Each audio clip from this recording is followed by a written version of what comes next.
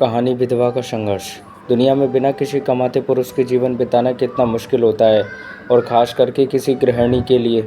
ये बात कुछ महीने पहले ही विधवा हुई कमला से बेहतर कौन जान सकता था।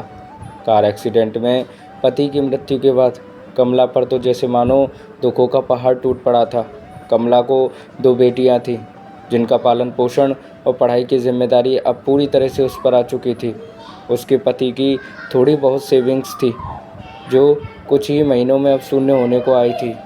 भगवान जैसे उसकी कड़ी परीक्षा लेने पर तुला था, क्योंकि ले देकर उसके पास एक ही कमाई का जरिया था, जो थी उसकी गाय। पर अब वो भी बीमार ही से मर चुकी थी। कमला को दिन रात बस यही चिंता सताने लगी कि अब आगे का गुजारा कैसे होगा, कैसे मैं अपने दोनों बच्चियों को खाना खिला पाऊंगी और कैसे उनको कपड़े लत्ते दिला पाऊंगी या स्कूल भेज पाऊंगी।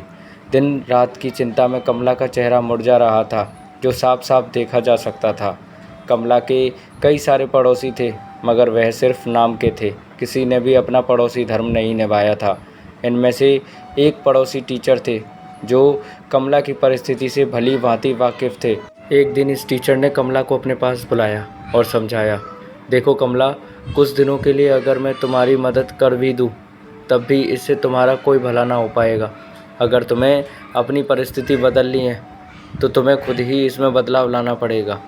कमला ने बड़ी निराशा भरी आवाज़ में पूछा, भला मैं कर ही क्या सकती हूँ? मेरे पास तो कोई नौकरी भी नहीं है। टीचर ने कहा, नहीं नहीं कमला, मैं तुम्हें नौकरी करने के लिए नहीं कह रहा हूँ।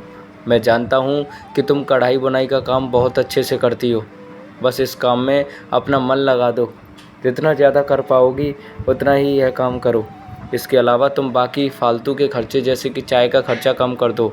इसके बजाय तुम लोग दलिया का पानी उबाल कर पी सकते हो। इससे चाय से होने वाले नुकसान से भी बचोगे, और दलिया का पानी जो सेहत के लिए अच्छा होता है, ये तुम्हें और कई बीमारियों से बचाएगा। और इस तरह से तुम थोड़ा थोड़ा पैसा बचाकर अपने लिए फिर से गाय खरीद सकती हो और अपनी रुकी हुई जीवन की गाड़ी को फिर से आगे बढ़ा सकती हो। कमला को इस भले शिक्षक की बात में कुछ दम लगा। उसने वैसा ही किया जैसे इस टीचर ने उससे करने के लिए कहा था, और देखते ही देखते 1 साल बीत गया। साल के अंत में कमला के पास इतने पैसे बच गए थे कि वह एक गाय खरीद सके।